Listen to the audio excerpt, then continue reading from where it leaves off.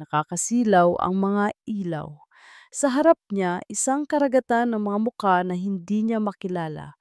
Tanging ang ugong mula sa mikropono at ang malakas na kabog ng sarili niyang dibdib ang naririnig ni Alina.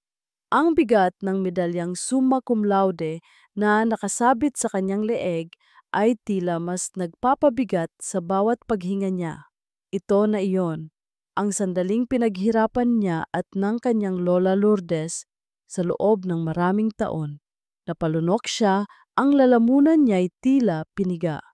Hinawakan niya ang magkabilang gilid ng pulpito.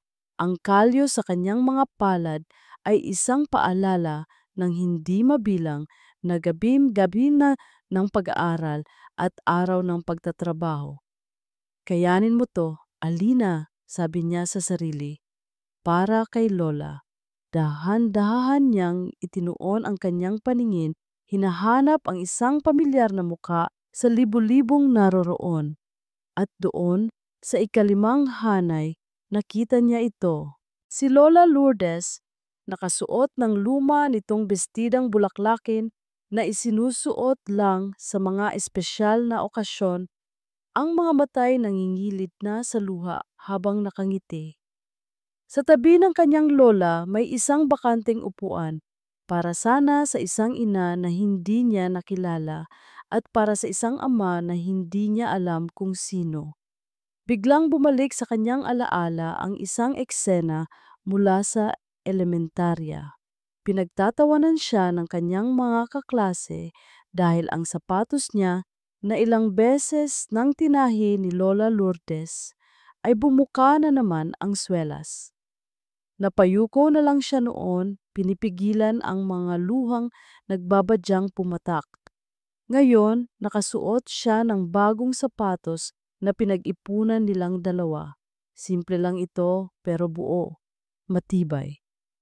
Katulad niya, huminga siya ng malalim at nagsimulang magsalita. Isang magandang hapon po sa inyong lahat. Ang boses niya ay bahagyang nanginginig sa simula, ngunit habang tumatagal ay unti-unti itong nagkakaroon ng lakas at kumpiyansa. Sabi po nila, ang edukasyon daw ang tanging yaman na hindi mananakaw ninuman. Para sa isang tulad ko na lumaki ng walang anumang material na yaman, ang mga salitang iyan ay hindi lamang isang kasabihan. Ito po ang aking naging pangarap. Naglakbay ang kanyang mga mata pabalik kay Lola Lourdes. Pinalaki po ako ng lola ko sa pamamagitan ng paglalabada at pagtitinda ng gulay sa palengke. Ang bawat sentimong kinikita niya ay may katumbas na butil ng pawis. Ang makalyo sa kanyang mga kakamay ang nagpaaral sa akin. Ang kanyang mga sakripisyo ang nagpatatag sa akin. Naramdaman niya ang pag-init ng kanyang mga mata. Isang butil ng luha ang pumatak sa papel na hawak niya. Ang medalyang ito, sabi niya, habang hinahawakan ang gintong bilog sa kanyang dibdib, ay hindi lamang para sa akin. Ito po ay para sa kanya. Para sa lola kong hindi kailanman sumuko, na nagturo sa akin na ang kahirapan ay hindi hadlang para mangarap. Tumingin siya sa mga kapwa niya nagsipagtapos. Sa bawat isa sa atin dito, may kanya-kanyang kwento ng pagpupursigi.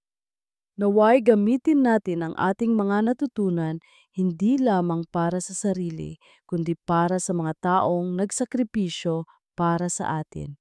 Maraming salamat po at mabuhay tayong lahat. Ang palakpakan ay dumagundong sa buong auditorium, tila isang alon na yumakap sa kanya. Nakita niya si Lola Lourdes na hindi na napigilan ang paghikbi habang buong pagmamalaking pumapalakpak. Ilang linggo ang lumipas. Ang video ng kanyang talumpati na kinunan ng isang kaklase ay kumalat sa social media.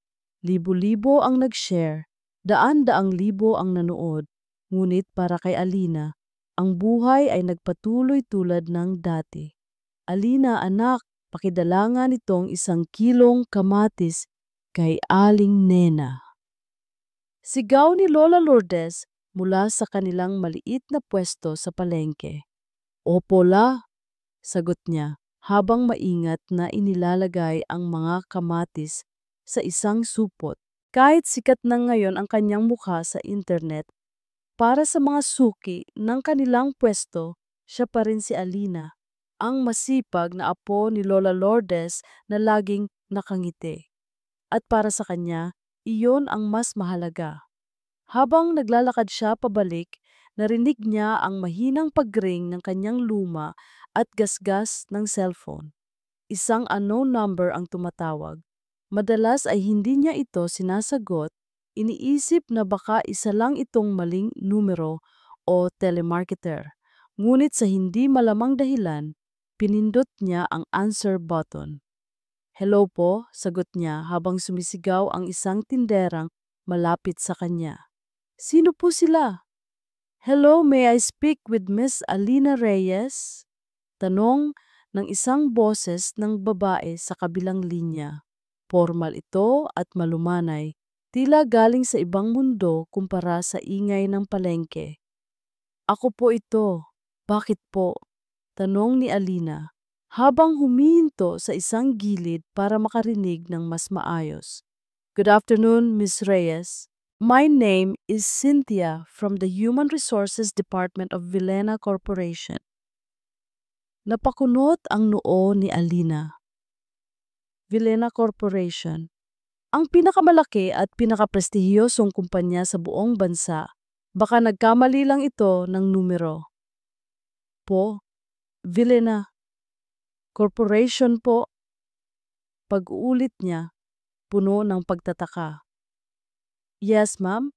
Nakita po ng aming CEO, si Mr. Ricardo Vilena, ang inyong graduation speech na nag-viral online. He, along with the entire management, was very impressed with your story and your academic achievements." Napatakip si Alina sa kanyang bibig.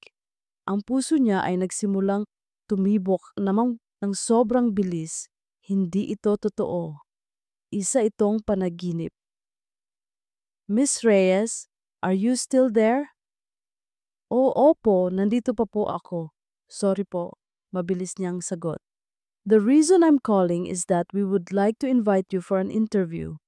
Actually, it's more of a formality.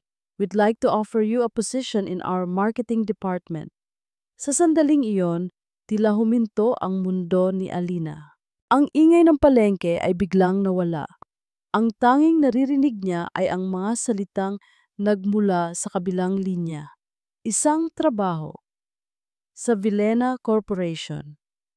Nang matapos ang tawag, tulala siyang naglakad pabalik sa pwesto ng kanyang lola. Nakita siya ni Lola Lourdes na agad napansin ang kakaibang ekspresyon sa muka ng kanyang apo. "Anak, anong nangyari? Bakit namumutla ka?" Nag-aalalang tanong ng matanda. Hindi nakapagsalita si Alina. Sa halip niyakap niya ng mahigpit ang kanyang lola at doon na bumuhos ang kanyang mga luha, luha ng hindi maipaliwanag na saya at pasasalamat. La, um, may, um, may trabaho na po ako.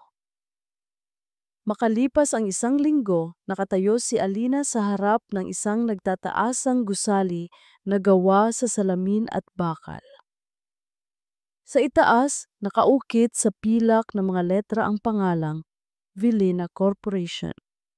Napasapo siya sa kanyang dibdib, sinusubukang pakalmahin ang sarili. Nakasuot siya ng kanyang pinakamatinong damit, isang simpleng blusa at itim na slacks na binili nila mula sa ukay-ukay. Pakiramdam niya ay ang liit-liit niya sa gitna ng karangyaan ng lugar na iyon. Huminga siya ng malalim at naglakad papasok. Ang lobby ay mas malaki pa sa buong palengke kung saan siya lumaki. Ang sahig ay gawa sa makinang na marmol at ang chandelier sa gitna ay tila isang kumpol ng mga bituin. Malamig ang hangin mula sa aircon kabaligtaran ng nakasanayan niyang init. Habang namamanghang nakatingala, hindi niya namalayan ang kanyang nilalakaran. Bigla siyang may nabangga, isang matigas na katawan. Ay, sorry po, gulat niyang sabi habang napapaatras. Sorry po sir, hindi ko po sinasadya. It's okay, sabi ng isang pamilyar na boses ng lalaki. Nag-angat ng tingin si Alina para humingi ulit ng paumanhin, ngunit natigilan siya. Ang mga salita ay nawala sa kanyang lalamunan. Ang lalaking nasa harap niya, kilala niya. Ang matangos na ilong, ang mga matang iyon na tila laging may sinasabi, ang paraan ng pagkakatayo niya. Matagal na panahon na ang lumipas, ngunit sigurado siya, hindi siya maaaring magkamali. Siya si Miguel de Leon, ang lalaking minsang nagtanggol sa kanya mula sa mga bully noong high school. Nakatitig din ito sa kanya, ang nooy bahagyang nakakunot na tila sinusubukang alalahanin kung saan sila nagkita. At pagkatapos ng ilang sandali, nanlaki ang mga mata nito sa pagkakilala. Alina? Ang pagbigkas niya sa pangalan niya ay tila isang alaalang nagmula sa malayo. Para kay Alina, ang boses na iyon, kahit mas malalim na ngayon, ay ang boses pa rin na minsang nagbigay sa kanya ng lakas ng loob noong panahong pakiramdam niya ay nag-iisa siya sa buong mundo. Miguel, halos pabulong niyang sagot. Miguel de Leon, ikaw nga.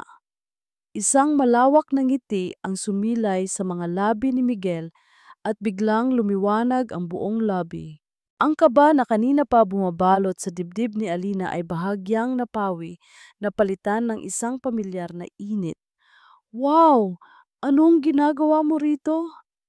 Tanong ni Miguel, ang kanyang mga mata ay nagpapakita ng tunay na pagkatuwa.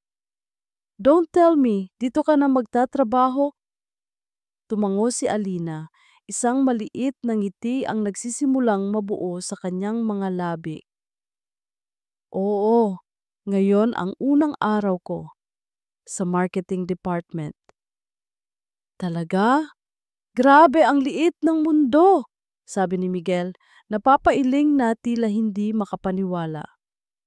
Team leader ako sa kabilang department, sa product development. Pero madalas kaming may projects with marketing.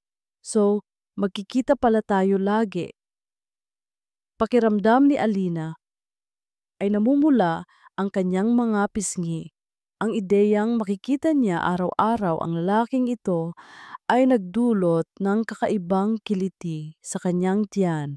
Nakita ni Miguel ang ID na hawak niya. Halika, samahan na kita sa HR para makuha mo ang access card mo. Alam ko kung gaano nakakalito ang lugar na to sa unang araw. Puno ng pasasalamat si Alina. Sa tulong ni Miguel, ang nakakatakot na proseso ng orientation ay naging mas madali. Dinala siya nito sa kanyang desk, isang maliit na cubicle na may bagong-bagong computer at ipinakilala sa ilang katrabaho.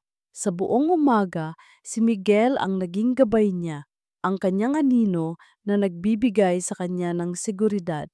Pagsapit ng tanghalian, lumapit ulit ito sa kanyang cubicle. Sabay na tayong mag-lunch, alok nito. My treat!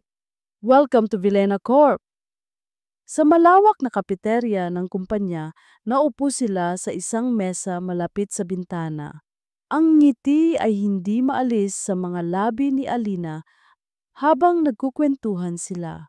Tila ba ang maraming taon na lumipas ay biglang naglaho. Napanood ko pala yung speech mo, sabi ni Miguel habang kumakain sila. Ang galing mo, Alina, sobra. Ramdam na ramdam ko yung bawat salita mo. Proud na proud siguro sa'yo ang lola mo. Ang papuri, lalo na't galing kay Miguel, ay nagparamdam kay Alina ng kakaibang saya. Salamat. Siya naman talaga ang inspirasyon ko sa lahat. Naaalala ko pa noon, pagpapatuloy ni Miguel, Kahit anong hirap, hindi ka sumusuko sa pag-aaral. Tahimik ka lang palagi sa isang sulok, laging may hawak na libro. Napayuko si Alina, bahagyang nahihiya. Kailangan yun lang ang tanging paraan para makaahon.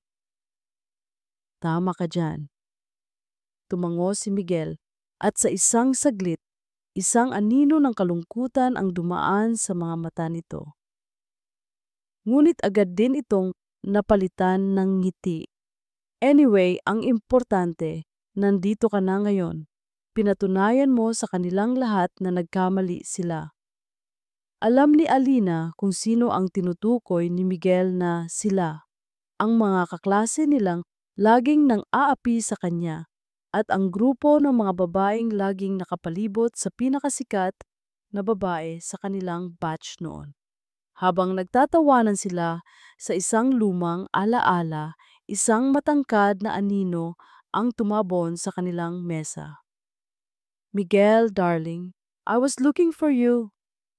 Ang boses ay malambing, ngunit may diin, tila asukal na may kasamang lason. Sabay silang napalingon ni Miguel.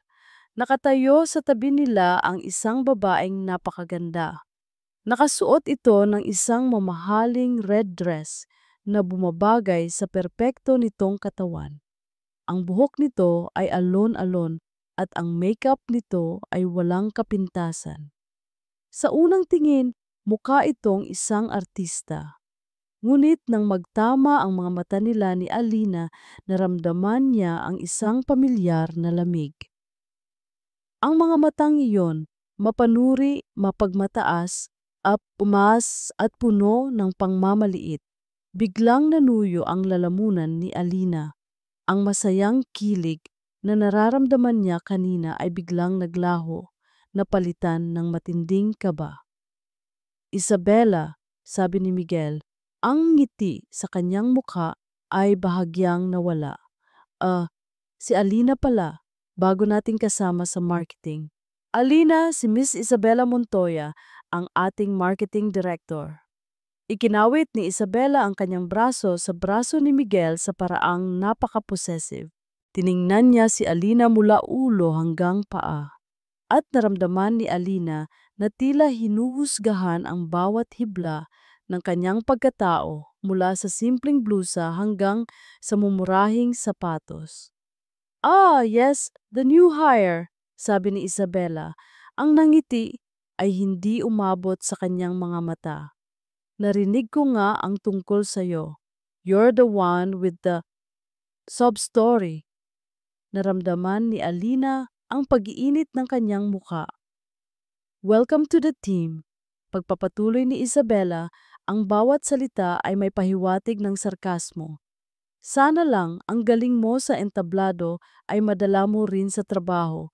Dito sa Villena Corp, we value results, not dramatic stories.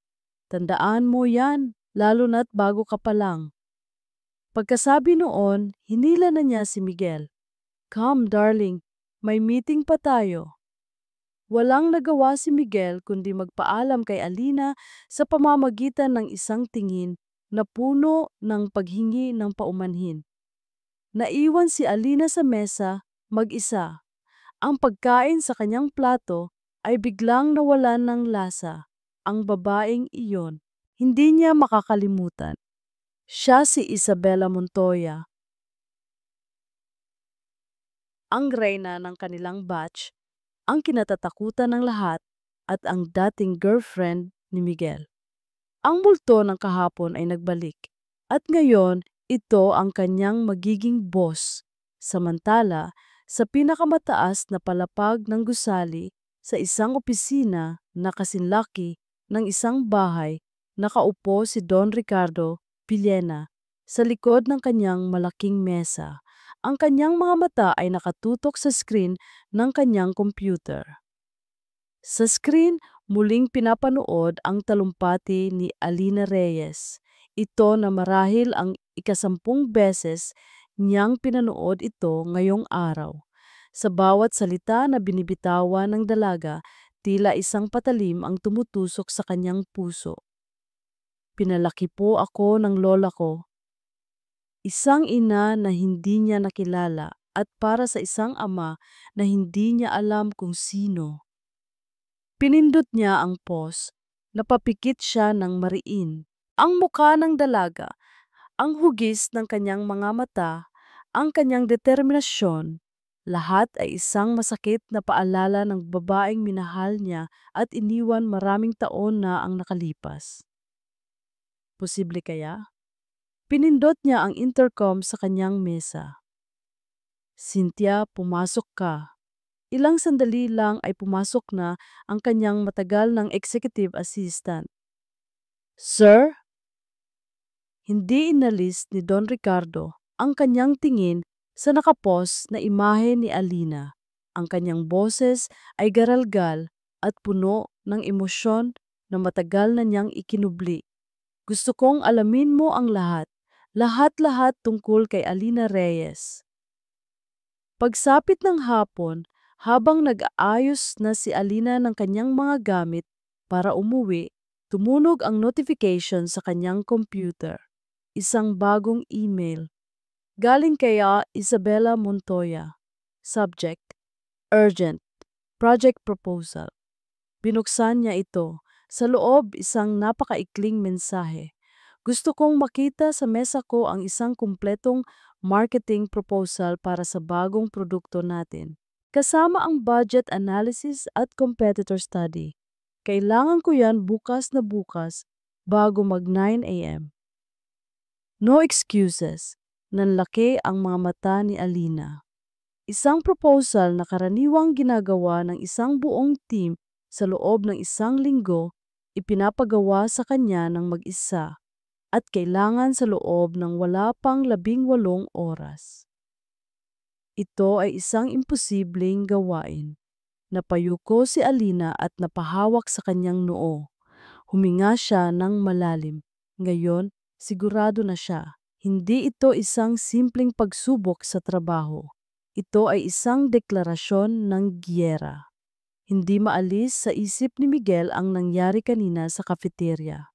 Habang pabalik siya sa kanyang desk, dala-dala niya ang bigat ng tingin ni Alina na puno ng pagkadismaya at ang masakit na alaala ng pagiging dominante ni Isabela. May parte sa kanya na gustong bumalik at humingi ng paumanhin kay Alina, ngunit may parte rin na nagsasabing mas mabuting huwag na lang palakihin ang isuyo.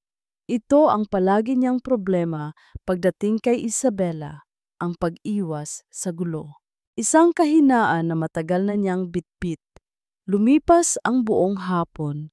Malapit nang mag-alas 7 ng gabi nang matapos ni Miguel ang kanyang mga gawain. Karamihan sa mga empleyado ay nagsiuwian na. Habang naglalakad siya palabas ng kanyang departmento, napansin niyang may isang ilaw pa na nakabukas sa bandang marketing area. Dahil sa kuryosidad, dahan-dahan siyang naglakad palapit. Doon, sa loob ng kanyang maliit na cubicle, nakita niya si Alina. Nakatungo ito sa kanyang computer, ang muka'y salubong sa stress at napapaligiran ng mga tasa ng kape. Nilapitan niya ito. Alina, hindi ka pa umuuwi? Nag-angat ng tingin si Alina, ang mga mata'y pagod na pagod. Miguel, kailangan ko kasing tapusin to. Sumilip si Miguel sa kanyang monitor. Proposal, budget analysis, competitor study. Lahat kailangan bukas ng umaga. Agad niyang naintindihan ang lahat. Ito ay gawa ni Isabela. Isang imposibleng gawain para parusahan si Alina. Umigting ang kanyang panga. Ito ba yung pinapagawa ni Isa? Marahan lang na tumango si Alina, ayaw nang magsalita pa. Hindi na nagtanong pa si Miguel. Kumuha siya ng isang upuan at inilagay sa tabi ni Alina. Okay, dalawa tayong tatapos nito. Nanlaki ang mga mata ni Alina. Naku Miguel, hindi na. Umuwi ka na. Kaya ko na to. Problema ko to. Hindi, matatag niyang sabi. Alam kong imposible yan tapusin ng isang tao overnight. At alam ko rin kung sino ang nagbigay niyan. So, in a way, problema ko rin to. Tutulungan kita. Sa mga sumunod na oras, ang tahimik na opisina ay naging saksi sa kanilang pagtutulungan. Tinuruan ni Miguel si Alina kung saan hahanapin ang mga company data na kailangan niya. Nagbigay siya ng mga template para sa budget analysis. Nagbahagi siya ng mga insights tungkol sa kanilang mga kakumpetensya na tanging isang matagal ng empleyado ang makakaalam. Nag-order sila ng pagkain at kumain habang nagtatrabaho. Sa gitna ng mga numero at graphs, nagkaroon sila ng pagkakataong magkwentuhan tungkol sa mga taong lumipas. Nalaman ni Miguel ang hirap na pinagdaanan ni Alina at ng kanyang lola. Si Alina naman ay nalaman na si Miguel sa kabila ng pagiging mayaman ay may sarili ring bigat na dinadala, ang pressure mula sa kanyang pamilya. Salamat dito Miguel ha, sabi ni Alina habang humihigop ng kanyang ika-4 na kape. Kung wala ka, baka umiiyak na lang ako sa isang sulok ngayon. Ngumiti si Miguel. Wala yon. Ang mahalaga, huwag mong hahayaang tapak-tapakan ka niya. Ipakita mo kung sino ka. Samantala, sa opisina ng CEO, si Don Ricardo Villena ay hindi pa rin mapakali. Nasa harap niya ang isang brown na envelope na dala ng kanyang assistant kanina. Sir, ito na po ang resulta ng pinapahanap ninyo, sabi ni Cynthia habang maingat na inilalapag ang envelope sa mesa. Nang maiwan siyang mag-isa, nanginginig ang mga kamay na binuksan ni Don Ricardo ang envelope. Sa loob, may ilang mga dokumento. Ang una ay isang kopya ng birth certificate. Pangalan, Alina Reyes.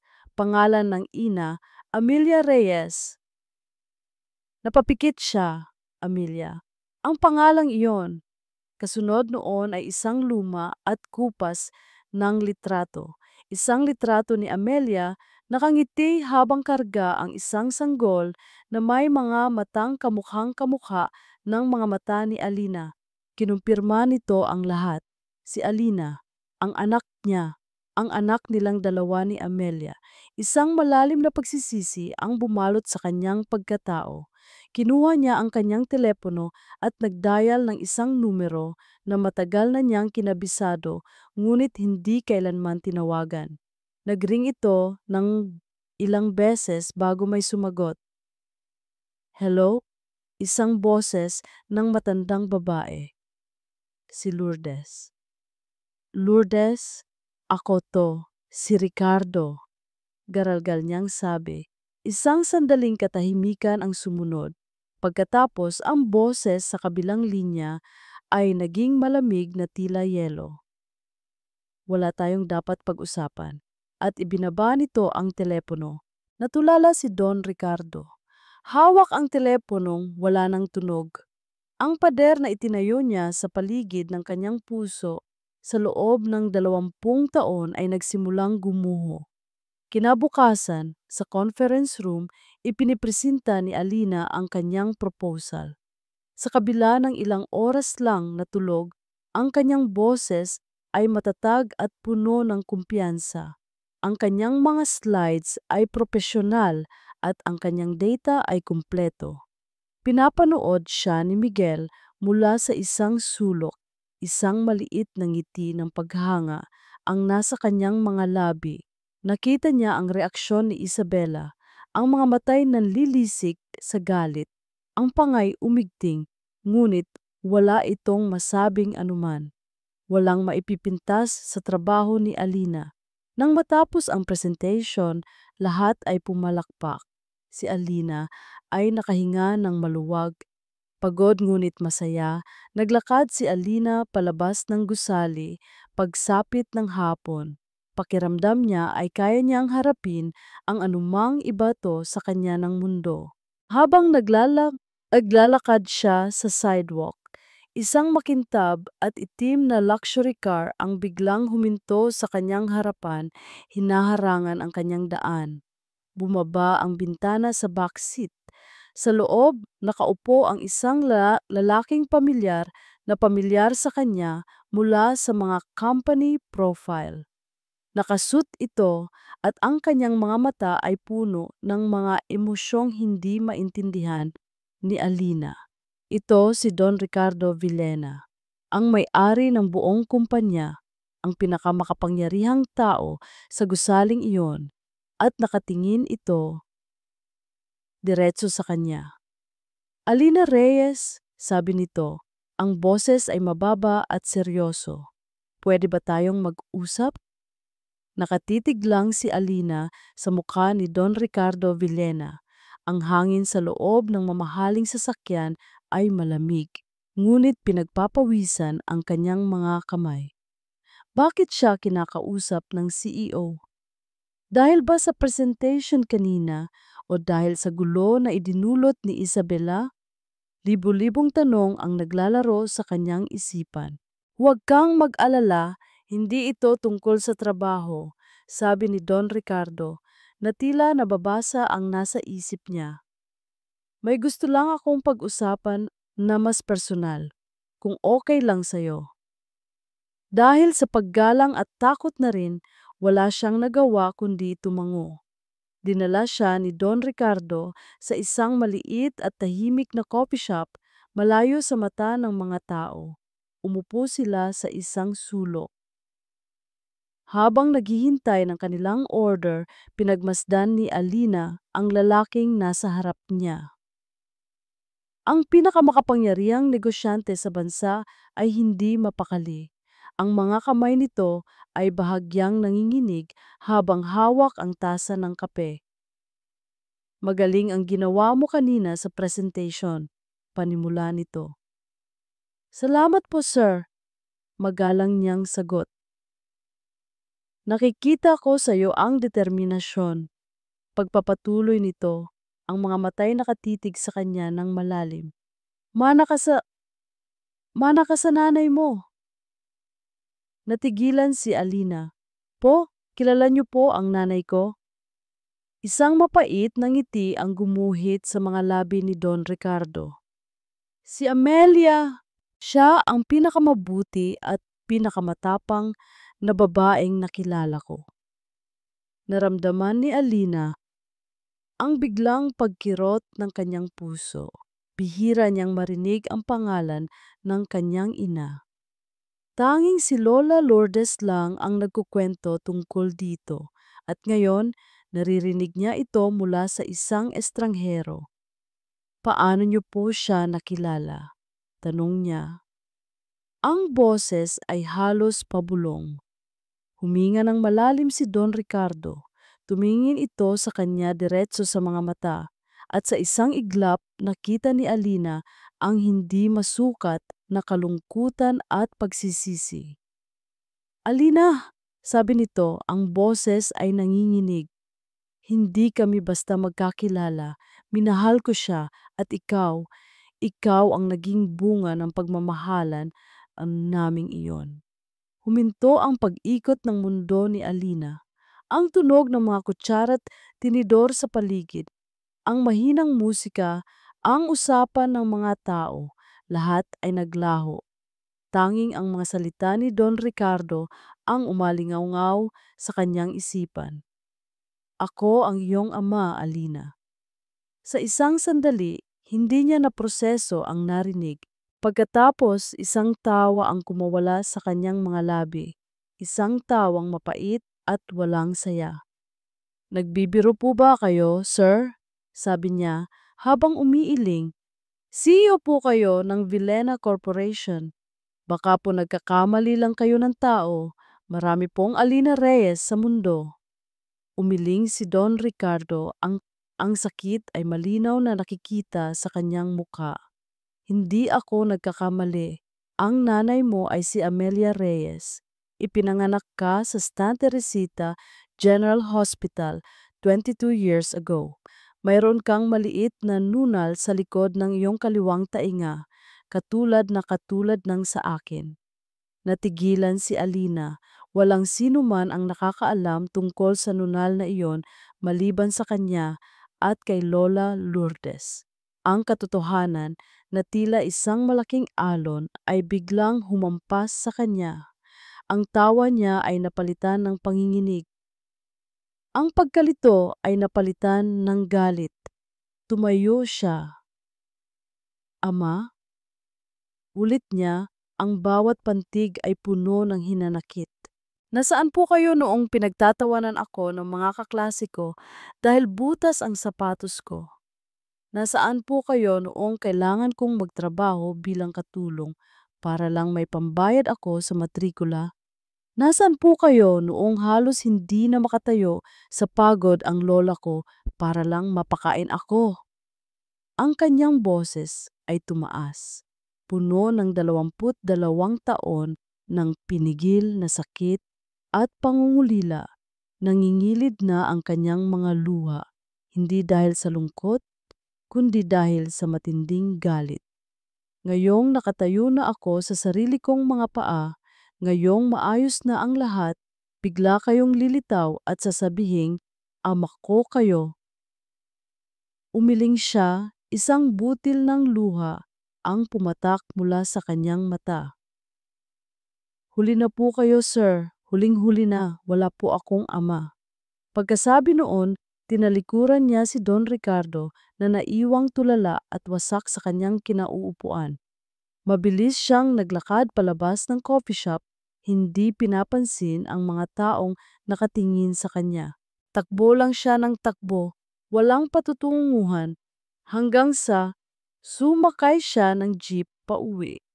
Pagdating sa kanilang maliit na bahay, naabutan niya si Lola Lourdes na naghahanda ng hapunan. Ang galit sa kanyang dibdib ay hindi pa rin humuhupa. Lola, sabi niya, ang boses ay malamig at matigas. Napalingon ang matanda at agad na nabura ang ngiti sa mukha nito nang makita ang itsura ng apo. Alina, anong nangyari? Kilala niyo po ba siya, La? Diretso niyang tanong. Kilala niyo po ba si Ricardo Villena? Natigilan si Lola Lourdes. Ang sandok na hawak niya ay biglang nabitawan at bumagsak sa sahig, lumikha ng malakas na kalabog. Ang mukha ng kanyang lola ay biglang namutla at sa mga matang iyon, nakita ni Alina ang sagot. Alam niyo po, La, hindi makapaniwalang tanong ni Alina, ang kanyang boses ay basag na. Alam niyo po sa lahat ng oras na ito at hindi niyo sinabi sa akin? Nagsimulang mamasa ang mga mata ni Lola Lourdes. Apo, ginawa ko lang yon para protektahan ka. Mula sa kanila, mula sa pamilya niya. Pero hindi na narinig ni Alina ang mga huling sinabi ng kanyang lola. Ang pakiramdam ng pagkakanulo ay tila isang punyal na sumaksak sa kanyang likod. Ang taong pinagkakatiwalaan niya ng buong buhay niya ay naglihim sa kanya. Pumasok siya sa kanyang maliit na kwarto at isinara ang pinto. Isinubsob niya ang kanyang mukha sa unan at doon umiyak ng umiyak hanggang sa wala ng luhang lumabas. Kinabukasan, pumasok si Alina sa opisina na may mabibigat na mga mata at mas mabigat na puso. Sinubukan niyang magpanggap na normal ang lahat, na walang nangyari. Ngunit pagtapak pa lang niya sa kanilang palapag, naramdaman niya na agad ang pagbabago. Ang mga dating bumabati sa kanya ay umiiwas ng tingin. Ang mga kasamahan niya ay nagbubulungan kapag dumadaan siya. Ang mga tingin nila ay iba, puno ng paghuhusga, inggit at pang-aalipusta. Habang papunta siya sa kanyang cubicle, isang katrabaho ang lumapit sa kanya na may peking ngiti. Uy, Alina, sabi nito, congrats daw ha. Grabe ang swerte mo naman. Hindi na namin alam kung ma'am ba o Alina ang itatawag sa'yo. Napakunot ang noo niya. Anong ibig mong sabihin? Hay nako, wag ka nang magmaang-maangan, sabi ng babae habang tumatawa. Kalat na sa buong building. Totoo ba na anak ka raw sa labas ni Sir Ricardo.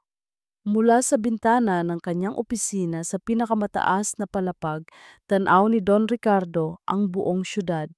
Ngunit ang kanyang mga mata ay hindi nakatingin sa mga gusali o sa mga sasakyan sa ibaba. Nakatutok ang mga ito sa isang maliit na monitor sa kanyang mesa. Isang live feed mula sa CCTV camera sa palapag ng marketing department. At parang pinipiga ang puso niya sa kanyang nakikita. Nakikita niya si Alina, naglalakad sa pasilyo na tila ba may dalang mabigat na krus. Nakikita niya ang mga tinging humuhusga, ang mga bubuyog ng bulungan na tumatahimik kapag siya'y papalapit na. Ang kanyang anak, ang sarili niyang dugo't laman, ay naging isang parang ketongin sa lugar na dapat sana'y magiging simula ng kanyang mga pangarap. At lahat ng ito ay kasalanan niya. Isang pamilyar na pakiramdam ang bumalot sa kanya. Ang pakiramdam ng pagiging walang kapangyarihan. Siya ang hari ng imperyong ito, ngunit hindi niya kayang patahimikin ang mga salita ng kanyang mga empleyado. Hindi niya kayang pawiin ang sakit sa mga mata ng kanyang anak. Kaya't ginawa niya ang tanging alam niyang paraan para bumawi. Ang paraan ng isang taong nasanay na sinusukat ang lahat sa pera. Tinawagan niya ang kanyang assistant. Gusto kong bumili ka ng kotse. Ang pinakabago, pinakamahal. Ipangalan mo kay Alina Reyes. Ipa-deliver mo sa address niya. Ngayon din. Inisip niya, marahil kung maipaparamdam niya kay Alina ang buhay na dapat ay sa kanya, mababawasan ang sakit. Isang maliit na handog para sa 22 taon ng kawalan. Ngunit kinahapunan, isang tawag ang natanggap niya. Mula kay Alina. Ano po ba ito? Bungad agad ng galit na boses ng dalaga sa kabilang linya. Isang kotse? Para saan po ito? Pambayad sa konsensya ninyo? Anak, wag niyo po akong tawaging anak. Sigaw ni Alina, ang boses ay basag na. Hindi ko kailangan ng kotse ninyo. Hindi ko kailangan ng pera ninyo. Ang kailangan ko noon, ama. Isang ama na sana'y kasama ko, hindi isang CEO na sinusubukang bilhin ang kapatawaran ko. Kunin niyo na po ang kotse na to. Hindi ko po yan tatanggapin, kahit kailan. Ang tunog ng pagbaba ng telepono ay tila isang malakas na sampal sa mukha ni Don Ricardo. Naiwan siyang nakahawak sa telepono. Tulala. Ang bawat salita ni Alina ay isang patalim na bumaon ng malalim sa kanyang puso. Biglang bumalik sa kanyang alaala ang isang eksena mula sa nakaraan. Nasa loob siya ng isang opisina na mas malaki pa sa opisina niya ngayon. Nakaupo sa harap niya ang kanyang ina. Isang babaeng may bakal na kalooban, ang matriarka ng pamilya Bilena. Pumili ka, Ricardo! Sabi ng kanyang ina, ang boses ay malamig at walang emosyon. Ang apelyido at yaman na ito o ang hamak na babaeng yan. Mahal ko si Amelia, ma, sagot ng batang Ricardo. At nagdadalang tao siya. Isang tawa ang kumawala sa kanyang ina, isang tawang nakakainsulto. Pag-ibig, ang pag-ibig ay hindi nagpapatakbo ng isang korporasyon. At ang isang bastarda ay hindi kailanman magiging bahagi ng pamilyang ito. Kung ipipilit mo siya, sisiguraduhin kong mawawala sa iyo ang lahat. At sisirain ko hindi lang ang buhay niya, kundi pati ang buhay ng magiging anak ninyo. Isang tawag ko lang, Ricardo. Ang batang Ricardo ay natakot, hindi para sa sarili niya, kundi para kay Amelia at sa sanggol na dinadala nito. At sa kahinaang iyon, gumawa siya ng isang desisyon na pagsisisihan niya habang buhay. Napabalik siya sa kasalukuyan. Tumingin siyang muli sa CCTV monitor. Nakita niya si Alina na naglalakad, malungkot at nag-iisa. Nakita niya kung paanong sinubukan itong kausapin ni Miguel de Leon. Ngunit umiling lang si Alina at nagpatuloy sa paglalakad patungo sa hagdanan. Alam niyang doon ito pupunta para umiyak ng walang nakakakita. Gusto niyang tumakbo. Gusto niyang bumaba at yakapin ang kanyang anak. Ngunit tila may mga kadenang pumipigil sa kanyang mga paa. Anong karapatan niya? Pagkatapos ng ilang sandali, nakita niya sa monitor si Miguel na sumunod kay Alina papunta para sa fire exit. Hindi niya nakikita kung anong nangyayari sa loob, ngunit alam niya. Alam niyang si Miguel ang gumagawa ng bagay na dapat sanay siya ang gumagawa. Ang damayan ang kanyang anak. Isang parte sa kanya ang nagpapasalamat. Ngunit isang parte rin ang nakakaramdam ng matinding selos at inggit. Sa kabilang banda, sa pasilyo, hinarang ni Isabela si Miguel. Ang mukha nito ay puno ng galit at selos. Saan ka pupunta? Mataray na tanong nito. Susundan mo na naman ang babaeng iyan. Miguel, ano ba ang nakita mo sa kanya? Isa. Tama na. Malamig na sabi ni Miguel. Wala siyang ginagawang masama sa'yo. Wala? Tumawa si Isabela ng mapakla. Inaagaw ka niya sa akin at ngayon inaagaw din niya ang dapat sanay para sa akin sa kumpanyang ito. Walang inaagaw si Alina, giit ni Miguel. At matagal nang tapos ang sa atin, Isa. Tumingin si Isabela kay Miguel, ang mga matay nanlilisik. Tila may isang alaala na biglang sumagi sa kanyang isipan, isang sandata na matagal na niyang itinago. Talaga? Baka nakakalimutan mo na, Miguel, sabi niya. Ang boses ay puno ng pahiwatig. Hindi mo ba siya natatandaan? Ang babaeng yan, siya ang dahilan kung bakit tayo nagkalamat noon. Natigilan si Miguel. Napakunot ang kanyang noo. Pilit na inaalala ang isang bagay mula sa malabong nakaraan. Anong ibig sabihin ni Isabela? Ang mga salita ni Isabela ay tumama kay Miguel na tila isang malakas na sampal. Siya ang dahilan kung bakit tayo nagkalamat noon. Naguluhan siya. Ano ang ibig sabihin ni Isabela? Ang alam niya, naghiwalay sila dahil sa pagiging possessive at mapagmataas nito. Walang kinalaman si Alina doon. Si Alina ay isang tahimik na anino lang sa kanilang high school, isang taong halos hindi napapansin ng karamihan. Anong pinagsasabi mo? Tanong niya, ang kanyang noo ay nakakunot sa pagkalito. Ngumisi si Isabela, isang ngising puno ng lihim na tagumpay. Talaga, Miguel, hindi mo naaalala ang kawawang si Alina na laging laman ng library, ang babaeng may iisang luma at bulok na bag? Ang tama, ang mga salitang iyon, ang deskripsyon na iyon, biglang may binuksang pinto sa alaala ni Miguel. Isang pinto na matagal na niyang isinara. Bigla, ang maingay na pasilyo ng Vilena Corp ay naglaho. Napalitan ito ng init at ingay ng hallway ng kanilang high school. Nakatayo siya sa tapat ng kanyang locker, kakatapos lang ng klase. Narinig niya ang tawanan ng isang grupo ng mga babae sa di kalayuan. Sa gitna ng grupo, nakita niya si Isabela, ang kanyang nooy nobya, ang reyna ng kanilang eskwelahan. At sa gitna ng bilog nila, nakayuko si Alina.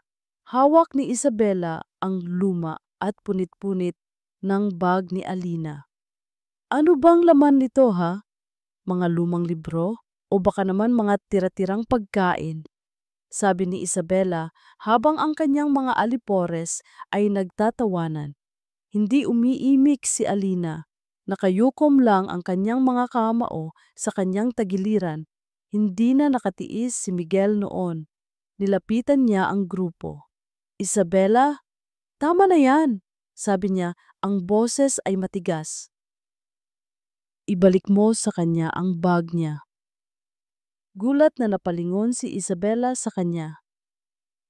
Miguel, anong ginagawa mo? Pinagtatanggol mo ang basurahang to. Wala siyang ginagawa sa'yo. Tigilan niyo na siya, git ni Miguel habang kinukuha ang bag mula sa kamay ni Isabela at ibinibigay ito kay Alina. Ang mga mata ni Alina ay nagtama sa kanya sa isang saglit, puno ng gulat, hiya at kaunting pasasalamat.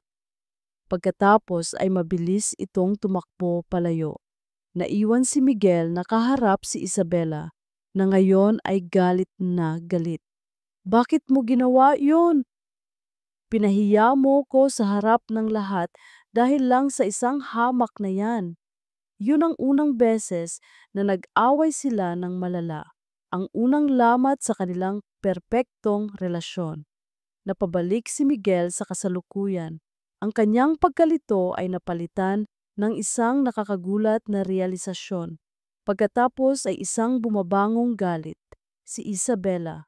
Siya ang nangunguna sa pang-aapi kay Alina noon. Ang galit na nararamdaman nito ngayon ay hindi lang simpleng selos.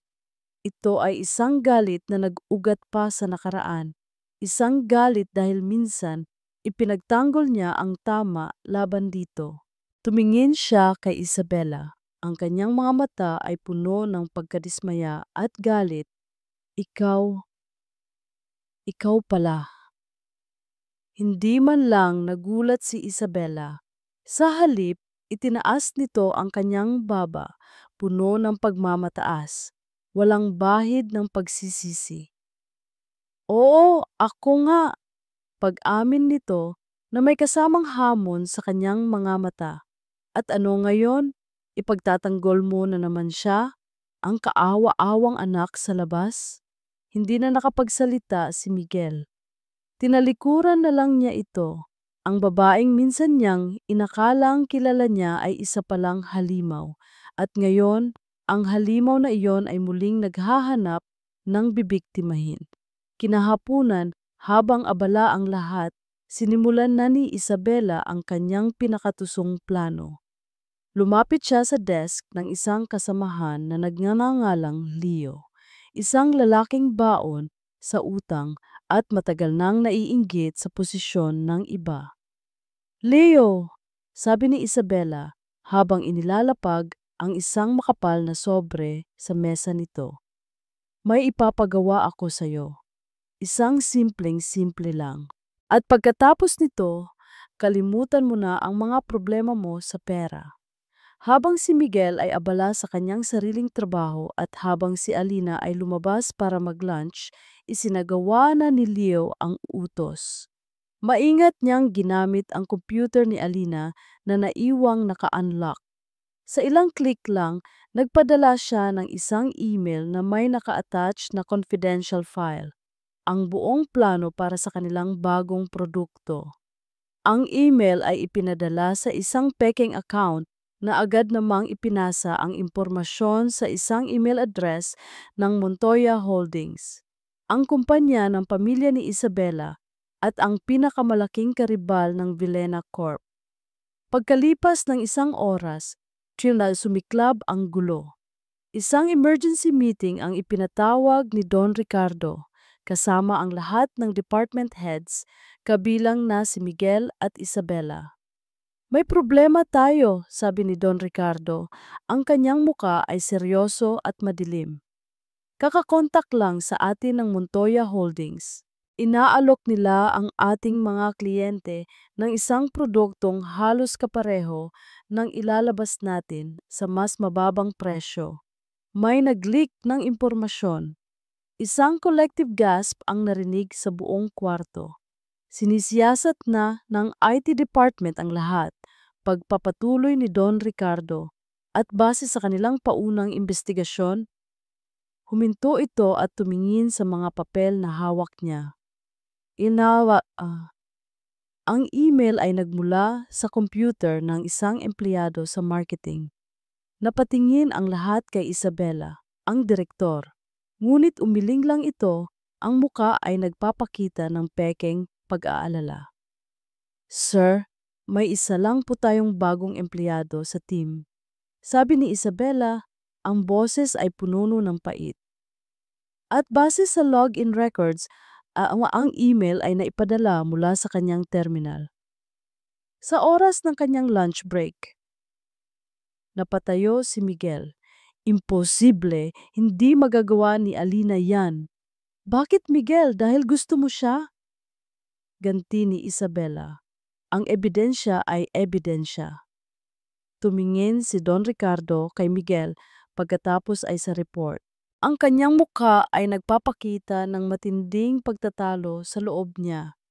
Habang nagaganap ang kaguluhan sa conference room, si Alina ay walang kamalay-malay na bumalik sa kanyang desk. Ngunit nagtaka siya nang makitang lahat ng tao sa paligid niya ay nakatingin sa kanya. Bigla, dalawang unipormadong security guard ang lumapit sa kanyang cubicle.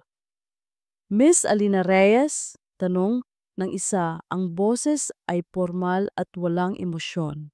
Opo, sagot ni Alina, puno ng pagtataka. Pinapasabi po ng management, kailangan niyo po kaming samahan sa security office para sa isang investigasyon. Sa harap ng buong opisina, sa harap ng mga matang mapanghusga at mga bulungang mapanira, si Alina ay tila isang kriminal na sinusundo. Sakto namang bumukas ang pinto ng conference room at lumabas si Miguel. Nakita niya ang eksena. Nakita niya ang pamumutla sa mukha ni Alina. Nakita niya ang takot at kahihiyan sa mga mata nito. At nakita niya ang ngiti ng tagumpay sa mga labi ni Isabela. Gusto niyang tumakbo. Gusto niyang sumigaw. Gusto niyang ipagtanggol si Alina, ngunit wala siyang magawa. Tila ba nakapako ang kanyang mga paa sa sahig habang pinapanood niya ang mga security guard na isinasama si Alina palayo. Ang security office ay isang maliit at malamig na kwarto.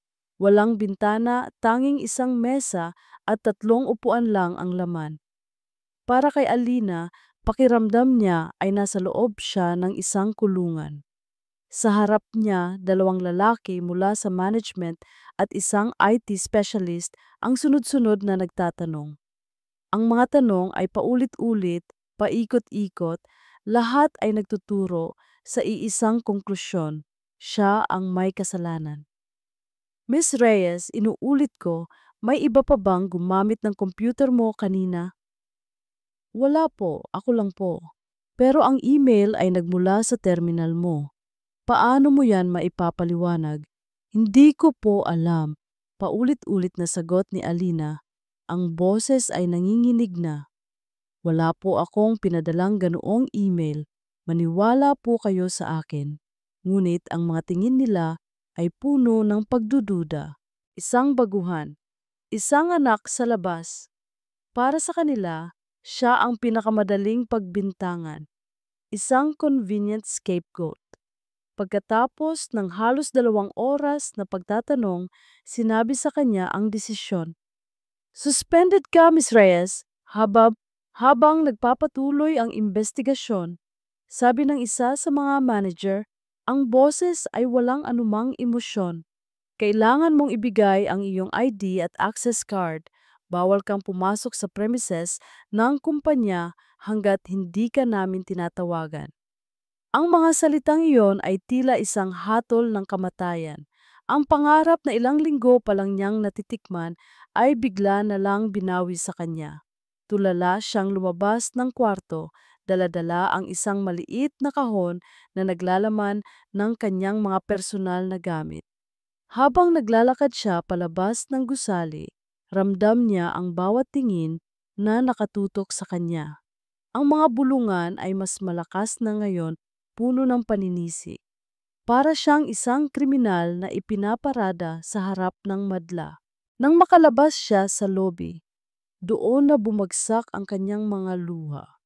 Ang luhang kanina pa niya pinipigilan. Niyakap niya ang kanyang kahon at naglakad sa ilalim ng ulan na biglang bumuhos, na tila nakikidalamhati sa kanya. Pag-uwi sa bahay, nadatnan niya si Lola Lourdes na nakahiga sa kanilang lumang sopa. Masama ang pakiramdam nito. Nang makita siya ng kanyang lola na umiiyak at daladala ang kanyang mga gamit, sinubukan nitong bumangon. "Apo, anong nangyari? Bakit ang aga mo?" Ang makita ang nag-aalalang mukha ng kanyang lola ang tuluyang nagpaguho sa kanya. Humagulgol siya. Dahil sa sobrang pag-aalala at sama ng loob, biglang nanikip ang dibdib ni Lola Lourdes. Hinimatay ito. Sa emergency room ng pampublikong ospital, nanginginig si Alina habang hinihintay ang salita ng doktor. Ang amoy ng gamot at ang tunog ng mga monitor ang tanging naririnig niya. Pakiramdam niya kasalanan niya ang lahat. Fatigue and extreme stress, sabi ng doktor. Mataas din ang blood pressure niya. Kailangan niyang ma-admit at maobserbahan.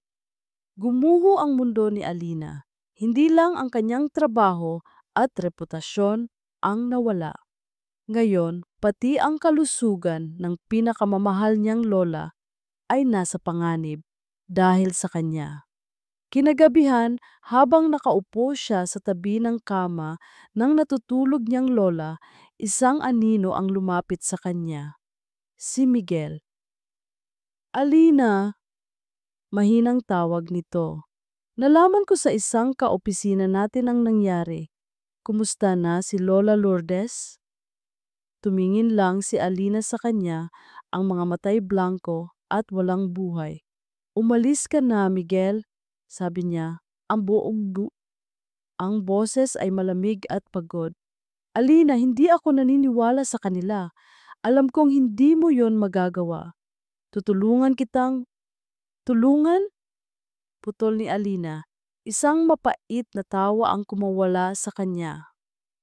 "Paano? Masyado na akong magulo, Miguel. Masyado akong pabigat. Tingnan mo ang nangyari sa lola ko. Dahil sa akin to. Lahat ng lumalapit sa akin nagkakaproblema. Kaya please, umalis ka na. Kalimutan mo na ako." Nasaktan si Miguel sa kanyang mga sinabi, ngunit nakita niya ang matinding sakit sa likod ng mga salitang iyon. Bago siya umalis, iniwan niya ang isang sobre sa mesang katabi ni Alina. "Para sa gastusin sa ospital, huwag kang mag-alala, babawiin natin ang lahat." Hindi kinuha ni Alina ang sobre. Hinayaan lang niya itong nakapatong doon. Habang pinapanood niya si Miguel na papalayo, naramdaman niya ang huling hibla ng kanyang pag-asa na tuluyan ng naputol. Itinulak niya palayo ang nag-iisang taong naniwala sa kanya. Ngayon, nag-iisa na talaga siya. Sa kabilang banda ng syudad, si Isabela Montoya ay nagbubuhos ng isang mamahaling champagne sa kanyang baso. Nakatayo siya sa kanyang balcony, pinapanood ang mga ilaw ng syudad. Isang ngiti ng tagumpay ang nasa kanyang mga labi. Nawala na sa landas niya si Alina. Si Miguel, kahit galit, ay babalik din sa kanya kalaunan. At ang posisyon sa Villena Corp ay mas naging sigurado para sa kanya. Lahat ay nasa ayos. Lahat ay ayon sa kanyang plano. Samantala sa opisina ng CEO, madilim. Tanging ang ilaw mula sa isang desk lamp ang nagsisilbing liwanag. Nakaupo si Don Ricardo Villena, napapaligiran ng katahimikan. Binuksan niya ang isang maliit at antigong kahon na gawa sa kahoy. Sa loob nito, may mga lumang litrato nila ni Amelia. At sa ilalim ng mga ito, may isang sulat. Isang sulat na sulat kamay, ang papel ay naninilaw na sa katagalan. Ito ang huling liham ni Amelia, ang liham na hindi niya kailanman sinagot. Nanginginig ang kanyang mga kamay habang binubuklat niya ito. Sinimulan niyang basahin ang mga salitang matagal na niyang iniiwasan. At habang nagbabasa siya, ang mga luha na 20 taon niyang kinimkim ay nagsimula ng pumatak. Nakatitig si Don Ricardo sa naninilaw na papel. Ang kanyang paningin ay lumalabo dahil sa mga luhang namumuo sa kanyang mga mata. Ang bawat salita na nakasulat sa pamilyar na sulat kamay ni Amelia ay isang punyal na dahan-dahang tumutusok sa kanyang puso. Ginigising ang isang sakit na 22 taon niyang sinubukang ibaon sa limot. Habang binabasa niya, tila naririnig niya ang malambing na boses ni Amelia, bumubulong mula sa nakaraan. Ricardo, mahal ko, isinulat ko ito hindi para manumbat, kundi para magpaalam. Alam kong hindi mo kasalanan. Alam kong pinili mo lang ang landas na magbibigay ng kapayapaan sa lahat. Ngunit ang kapayapaan na iyon ay may kapalit, ang ating mga pangarap. Sinabi sa akin ng iyong ina na kung hindi ako lalayo, sisirain niya hindi lang ang buhay ko, kundi pati ang kinabukasan ng ating anak. Natakot ako, Ricardo, hindi para sa sarili ko, kundi para sa kanya. Mas gugustuhin kong lumaki siyang mahirap, ngunit ligtas, kaysa lumaki sa isang gintong hawla na puno ng lason. Huwag mo kaming hanapin. Ito ang tanging paraan para maprotektahan ko siya. Palalakihin ko siyang mabuti. Palalakihin ko siyang matatag tulad ng pagmamahalan natin noon.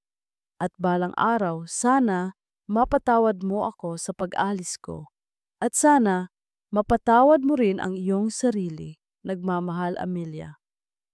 Napatakip si Don Ricardo sa kanyang bibig, hindi na napigilan ang isang malakas na hikbi. Ang bigat ng 2 dekadang pagsisisi ay bumagsak sa kanya.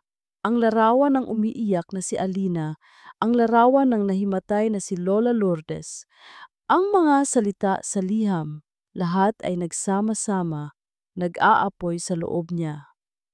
Tapos na ang kanyang pagiging duwag. Hindi na siya muling magtatago sa likod ng kanyang yaman at kapangyarihan. Hindi niya hahayaang danasin ng kanyang anak ang parehong kalupitan na naglayo sa kanila noon. May determinasyon sa kanyang mga mata, kinuha niya ang kanyang telepono, nilunok niya ang kanyang pride, ang kanyang pagiging vilena at dinial ang numero ni Miguel de Leon. Nang sagutin ito ni Miguel, ang boses ni Don Ricardo ay hindi boses ng isang CEO. Ito ay boses ng isang desperadong ama. Miguel, kailangan ko ng tulong mo. Natigilan si Miguel sa kabilang linya. Sir Ricardo, alam kong wala akong karapatang humingi ng pabor sa iyo. Sabi ni Don Ricardo, ang boses ay garalgal. Pero nagmamakaawa ako. Si Alina, inosente siya. Alam nating pareho yan. At hindi ko nahahayaang may manakit pa sa kanya. Isang sandaling katahimikan. Tulungan mo akong iligtas ang anak ko. Ang mga salitang iyon ay sapat na. Si Miguel, na mula pa kanina ay gulong-gulo ang isip at hindi mapakali, ay nakahanap ng direksyon. Ano pong kailangan yung gawin ko, sir? Samantala, sinimulan na ni Miguel ang sarili niyang investigasyon. Hindi siya naniniwala na sa isang iglap ay magiging traidor si Alina. Tinawagan niya ang kanyang pinagkakatiwalaang kaibigan sa IT department, isang henyo sa computer na nagngangalang Ben. Ben, utang na loob, kailangan ko ng tulong mo, sabi ni Miguel sa telepono. Off the record, walang dapat makaalam. Nagkita sila sa isang 24 oras na coffee shop. Magdamag silang nakatutok sa laptop, umiinom ng sunod-sunod na tasa ng kape. Suriin natin ang server logs sa oras na pinadala ang email. Sabi ni Ben, Ang kanyang mga daliri ay mabilis na nagtatype sa keyboard. Okay, heto na. Ang email ay naipadala mula sa terminal ni Alina Reyes, timestamp 12:45 p.m. Oras ng lunch break niya. Imposible, git ni Miguel. Kasabay ko siyang bumaba sa elevator noon. Teka, sabi ni Ben habang pinapakita ang isa pang screen. May kakaiba. Mayroong isang remote access sa computer niya mga 10 minuto bago na ipadala ang email. Isang tao ang kumontrol sa computer niya mula sa ibang terminal. Nanlaki ang mga mata ni Miguel. Kaya mo bang i-trace kung saan galing? Ang IP address ay nakamask pero huminto si Ben at may ginawang kung ano sa kanyang computer. Pagkatapos ng ilang sandali ng paghihintay, isang ngiti ang sumilay sa kanyang labi. Bingo! Hindi ko mahanap ang eksaktong unit, pero ang IP block nakarehistro sa network ng Executive Wing ng Marketing Department. Executive Wing. Ang lugar kung saan iilan lang ang may opisina. Ang lugar kung saan matatagpuan ang opisina ni Isabela Montoya. Sapat na iyon. Hindi ito direktang ebidensya, pero isa itong malakas na simula. Tinawagan agad ni Miguel si Don Ricardo. Kinabukasan, maaga pa lang ay umaling-aungaw na ang balita sa buong kumpanya. Nagpatawag si Don Ricardo Villena ng isang emergency board meeting. Lahat ng board members at department heads ay kailangang dumalo. Walang excuse. Nakarating ang balita kay Isabela. Napakunot ang kanyang noo. Ano na naman kaya ito? Ngunit habang naglalakad siya papunta sa conference room, naramdaman niya ang isang kakaibang kaba. Isang malamig na pakiramdam na gumagapang sa kanyang likuran. Sa loob ng malaking boardroom, umupo si Don Ricardo sa dulo ng mesa. Ang kanyang mukha ay kalmado, ngunit ang kanyang mga mata ay nag-aapoy. Tiningnan niya ang bawat isang miyembro ng board bago tumigil ang kanyang paningin kay Isabela. Salamat sa pagdating ninyong lahat. Panimula niya, ang kanyang boses ay umalingaw-ngaw sa katahimikan ng kwarto. Ipinatawag ko ang pulong na ito dahil may kailangan tayong ayusin. Isang malaking kamalian at bago matapos ang araw na ito, huminga siya ng malalim. Ang kanyang mga mata ay hindi inaalis kay Isabela. Mayroon akong ibubunyag na magpapabago sa lahat. Isang tawag ang natanggap ni Alina mula sa opisina ni Don Ricardo, iniimbitahan siyang pumunta sa emergency board meeting. Nag-aalangan man at puno ng pagtataka, pumayag siya. Sa tulong ni Miguel na sumundo sa kanya, nagtungo siya sa Villena Corporation, hindi bilang isang empleyado, kundi bilang isang saksi sa isang bagay na hindi pa niya lubos na naiintindihan. Pagpasok niya sa boardroom, lahat ng mata ay napunta sa kanya. Ang mga bulungan ay muling nagsimula. Ngunit sa pagkakataong ito, hindi niya ito ininda. Naglakad siya ng may dignidad at naupo sa isang upuan sa gilid na inilaan para sa kanya, katabi ni Miguel. Nang makita siya ni Isabela, isang panandaliang gulat ang dumaan sa mukha nito na agad napalitan ng isang mapanuyang ngiti. Tila sinasabi nitong, anong ginagawa ng isang talunan dito? Mabutit na rito na ang lahat, muling nagsalita si Don Ricardo. Umpisahan na natin. Tumingin siya kay Miguel. Mr. De Leon, maaari mo bang ipresenta ang iyong mga natuklasan? Tumayo si Miguel, hawak ang isang remote. Sa isang click, ang malaking screen sa harap ay nagpakita ng mga linya ng computer codes at network logs. Base sa aming masusing investigasyon, panimula ni Miguel, ang kanyang boses ay kalmado ngunit may diin Natuklasan namin na ang email na naglalaman ng ating confidential files ay hindi direktang ipinadala mula sa terminal ni Ms. Reyes. Ito ang ipinadala sa pamamagitan ng isang remote access. Isang mahinang bulungan ang kumalat sa kwarto. Tumingin si Miguel kay Isabela na ngayon ay bahagyang namumutla. At ang remote access na ito, pagpapatuloy ni Miguel habang nag-click ulit, ay nagmula sa isang IP address na nakablock sa network ng executive wing ng marketing department. Ang lugar kung saan iilan lamang ang may access, kabilang na dyan ang opisina ni Miss Isabela Montoya. Lahat ng ulo ay sabay-sabay na napalingon kay Isabela. That's ridiculous. Isang walang basehang akusasyon, sigaw ni Isabela habang tumatayo. Ang kanyang ama na isa rin sa mga board member ay agad na sumuporta. Gusto niyo lang siraan ang pamangkin ko para pagtakpan ang pagkakasala ng anak ninyo. Ang kwarto ay napuno ng ingay. Ang mga miyembro ng board na kaalyado ng mga Montoya ay nagsimulang magreklamo. Sa gitna ng kaguluhan, isang malakas na pagpukpok sa mesa ang nagpatahimik sa lahat. Tumayo si Don Ricardo. Ang kanyang presensya ay tila isang malaking anino na bumalot sa buong silid. Ang kanyang muka ay hindi na mukha ng isang negosyante.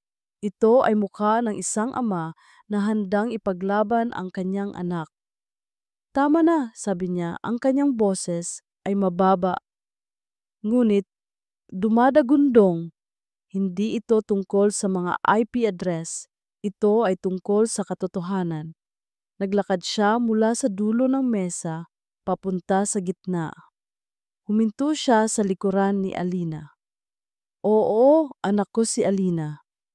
Pag-amin niya, ang kanyang mga mata ay matapang na nakatingin sa bawat isa.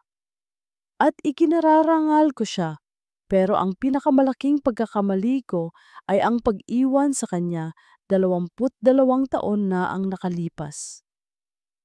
Nanlaki ang mga mata ni Alina. Hindi niya inaasahan ito. Isang pampublikong pag-amin. Ginawa ko iyon dahil sa takot. Pagpapatuloy ni Don Ricardo, ang kanyang boses ay nagsimulang manginig sa emosyon. Dahil sa pressure mula sa pamilyang ito na mas pinahalagahan ang pangalan at yaman kaysa sa pag-ibig. Ang parehong pressure na nararamdaman ngayon ng ilan sa inyo para ipagtanggol ang isang kasinungalingan. Kumuha siya ng isang papel mula sa kanyang bulsa, ang luma at naninilaw na liham ni Amelia. Gusto kong basahin ninyo ito, sabi niya, habang iniaabot ang sulat sa pinakamatandang miyembro ng board. Ngunit hindi niya ito binitawan.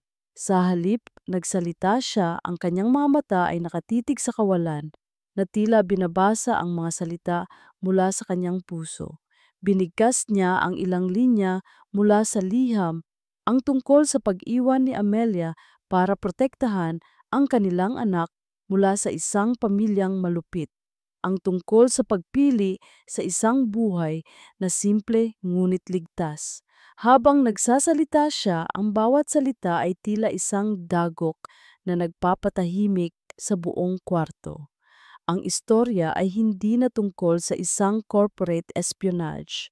Ito ay naging isang kwento ng nawalang pag-ibig, sakripisyo at matinding pagsisisi. Nang matapos siya, tumingin siyang muli kay Alina.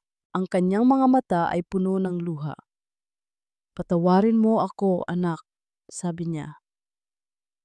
Ang kanyang boses ay basag na. Patawarin mo ako sa lahat ng taon na wala ako, sa lahat ng sakit na idinulot ko sa iyo at sa lola mo.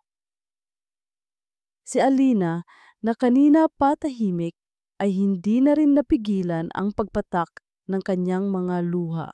Ang galit na matagal na niyang kinimkim ay unti-unting napapalitan ng isang bagay na mas malalim.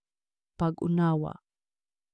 Sa kabilang banda, si Isabela ay tuluyan ng nasukol. Ang kanyang mga kasinungalingan ay gumuho sa harap ng isang napakatinding katotohanan. Hindi, hindi totoo yan. Sigaw niya sa huling pagkakataon na tila isang hayop na nasasaktan. Kasalanan niya ang lahat. Kung hindi siya dumating, akin pa rin sana si Miguel. Akin sana ang lahat. Ang pag-amin na iyon na ipinanganak mula sa desperasyon ang naging huling pako sa kanyang kabaong. Tinawag ni Don Ricardo ang security. Habang kinukuha si Isabela, patuloy itong nagsisigaw at naninisi. Ngunit wala nang sinuman ang nakikinig. Ang kanyang pagbagsak ay kasing bilis at kasing ingay ng kanyang pag-akyat. Nang tumahimik na ang lahat, ang naiwan na lang ay ang bigat ng katotohanan sa hangin. Nakatayo si Alina. Naglakad siya papalapit kay Don Ricardo na nakayuko pa rin. Nagtama ang kanilang mga mata. Dalawang taong pinaglayo ng tadhana at pagkakamali ngayon ay muling pinagtagpo ng katotohanan. Pagkatapos ng isang mahabang katahimikan, isang salita ang kumawala sa mga labi ni Alina, isang salitang simple, ngunit naglalaman ng 22 taon ng pangungulila. Itay, lumipas ang ilang buwan. Ang iskandalo sa Villena Corporation ay unti-unting humupa, napalitan ng mga bagong balita. Ang pamilya Montoya, dahil sa kahiyan at pagbaba ng kanilang stocks, ay nagbenta ng kanilang shares at nawala na sa eksena. Si Isabela, ayon sa huling balita, ay ipinadala ng kanyang mga magulang sa ibang bansa para magpalamig. Si Alina Reyes naman ay hindi na ang anak sa labas ng CEO. Sa tulong ng kanyang napatunayang galing at integridad, kasama na rin ang suporta mula sa mga taong tunay na naniniwala sa kanya, kinilala siya dahil sa kanyang sariling kakayahan. Mula sa isang simpleng associate, siya ay napromote bilang bagong marketing manager. Hindi dahil sa kanyang apelyido, kundi dahil sa kanyang husay. Ngunit ang pinakamalaking pagbabago ay hindi nangyari sa loob ng opisina. Ito ay nangyari sa loob ng kanilang maliit na tahanan. Isang Sabado ng gabi, ang amoy ng nilagang baka ay pumuno sa hangin. Sa kanilang maliit na hapagkainan, isang eksenang imposibleng isipin noon ang nagaganap. Magkakasamang kumakain sina Alina, Lola Lourdes, at Don Ricardo. Medyo may kaunting ilangan pa rin, ngunit napapalitan ito ng mga ngiti at maliliit na kwentuhan. Si Don Ricardo, na dating laging nakasuot ng mamahaling suit, ay nakasuot lang ngayon ng simpleng polo shirt. Siya ang naghiwa ng karne para kay Lola Lourdes. Siya ang nagsali ng tubig sa baso ni Alina. Mga simpleng bagay na hindi niya kailanman nagawa. Ngunit ngayon ay nagbibigay sa kanya ng isang kaligayahang hindi kayang bilhin ng pera. Si Lola Lourdes, na nooy puno ng galit at pagdududa, ay unti-unti na ring lumalambot. Nakikita niya ang tunay na pagsisisi at pagbabago sa mga mata ni Ricardo, at para sa kaligayahan ng kanyang apo, handa siyang magbukas ng pinto para sa kapatawaran. "Masarap po ang luto ninyo, Lourdes," sabi ni Don Ricardo. "Siyempre naman," sagot ng matanda na may kasamang maliit na ngiti. "Salamat sa pagdala mo ng paborito naming baka." Nagkatinginan sina Alina at Miguel. Nakasama rin sa hapunan. Si Miguel ang naging tulay sa kanilang lahat, ang taong hindi sumuko sa gitna ng kaguluhan.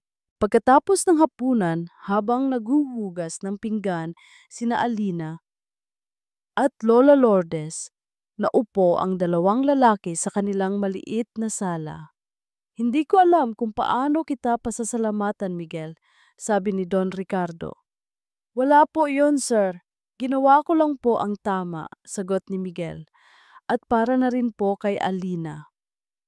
Ngumiti si Don Ricardo. Itay, pwede mo na akong tawaging Itay kung papayag ang anak ko. Napangiti rin si Miguel. Makalipas ang isa pang buwan, dinala ni Miguel si Alina sa isang lugar na espesyal na sa kanya. Isang tahimik na beach sa Batangas kung saan siya madalas pumunta kapag gusto niyang mapag-isa. Habang papalubog ang araw at nagiging kulay kahel at lila ang kalangitan, naglakad sila sa dalampasigan, magkahawak kamay. Ang tunog lang ng mga alon at ang kanilang mga paghihinga ang naririnig. Alina, sabi ni Miguel, habang humihinto sila at humaharap sa dagat. Mula noong una kitang makita ulit sa lobby, alam ko na. Alam kong may dahilan kung bakit ka bumalik sa buhay ko. Tumingin si Alina sa kanya, ang puso niya'y kumakabog. Nakita ko kung paano ka lumaban. Nakita ko kung gaano ka katatag. Ikaw ang pinakamatapang na taong kilala ko. Pagpapatuloy ni Miguel habang dahan-dahang kinukuha ang isang maliit na kahon mula sa kanyang bulsa. Lumuhod siya sa buhanginan. Ang mumasang mga mata ni Alina ay nanlaki na puno ng mga luhang hindi na dahil sa sakit, kundi dahil sa purong kaligayahan.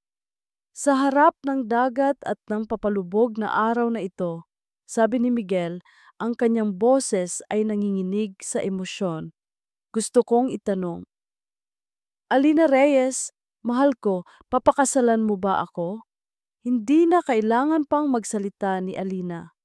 Tumango siya ng paulit-ulit habang bumabagsak ang kanyang mga luha. Oo, oo, Miguel. Oo!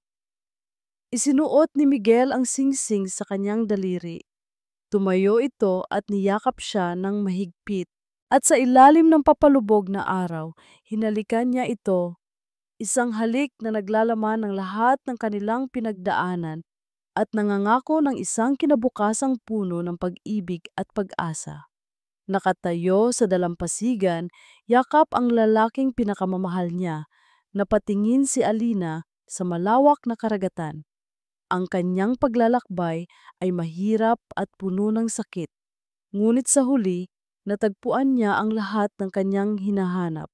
Hindi ang yaman o ang pangalan, kundi ang isang buong pamilya, isang tunay na pag-ibig, at higit sa lahat, ang kapayapaan sa kanyang puso.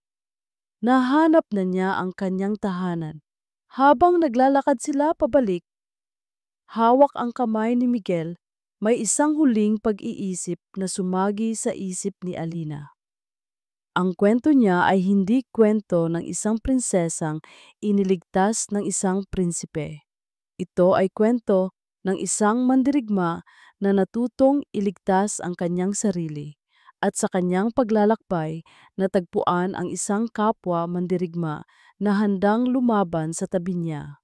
At yon, para sa kanya, ay mas maganda pa kaysa sa anumang fairy tale. At dito nagtatapos ang kwento Nina Alina at Miguel. Maraming salamat sa inyong walang sawang pagsubaybay at pakikinig sa bawat kabanata ng kanilang paglalakbay. Mula sa unang araw na isinulat ko ang unang linya ng kwentong ito, kasama ko kayo sa bawat pagpatak ng luha, sa bawat pagtibok ng puso at sa bawat pag-asa na sumisibol. Ang pagsulat sa buhay ni Alina ay isang paglalakbay din para sa akin. Nais kong lumikha hindi lamang ng isang kwento ng pag-ibig, kundi isang salamin ng katatagan ng bawat Pilipina. Isang paalala na ang ating halaga ay hindi nasusukat sa ating pinagmulan, kundi sa lakas ng ating puso at sa kabutihan ng ating kaluluwa. Naway sa kwento ni Alina at Miguel, napulot natin ang aral na ang tunay na pamilya ay hindi laging konektado ng dugo, kundi ng pagmamahal at pag-aalaga. Na ang pagpapatawad Kahit gaano kahirap, ay ang tanging susi na makakapagpalaya sa atin mula sa bigat ng nakaraan. At higit sa lahat na sa kabila ng pinakamadilim na unos, laging may liwanag ng pag-asa na naghihintay. Kung may isang aral o eksena na tumatak sa inyong puso, huwag kayong mag-atubiling ibahagi ito sa comment section. Ang inyong mga salita at damdamin ang nagsisilbing inspirasyon at lakas ko para patuloy na lumikha ng mga kwentong tatagos sa puso. Hanggang sa muli nating pagsasama sa susunod na kwento. Pusong Tagalog TV